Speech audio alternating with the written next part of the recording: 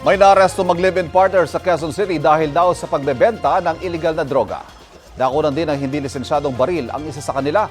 Balitang hatid ni James Agustin. Sa isinagawang drug bypass operation ng pulisya sa Barangay Batasan Hills, Quezon City, naaresto ang mag-live-in partner na nagtutulak umano ng shabu, ayon sa Quezon City Police District. Isang buwan nilang minanmanan ng dalawa na magkasabwat umano sa transaksyon. Nakuha sa kanila ang nasa 40 gramo na umano'y shabu na nagkakahalaga ng 272,000 pesos. Ang area of operation nila mag-asawa dito sa Batasan. At the same time, yung delivery nila, may amo sila, yung delivery ng amo nila, inutusan din sila, magka-tandem din sila na nagde-deliver sa iba't ibang lugar. Mayroon siyang customer, may pinapadalan siya sa may Bulacan, meron sa Cavite, minsan meron dito within Metro Manila. Bukod sa droga, may nakuha ring baril na kargado ng mga bala mula sa lalaking sospek. Ayon sa pulisya, hindi lisensyado ang baril.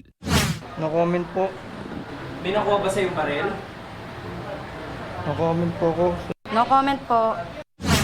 Maharap ang dalawa sa reklamong paglabag sa Comprehensive Dangerous Drugs Act. Ang lalaking sospek sasampahan din ng reklamong paglabag sa Comprehensive Firearms and Ammunition Regulation Act. James Agustin, nagbabalita para sa GMA Integrated News. Kapuso, alamin ang maiinit na balita. Bisitahin at mag-subscribe sa GMA Integrated News sa YouTube. Sa mga kapuso abroad, samahan niyo kami sa GMA Pinoy TV at sa www.gmanews.tv.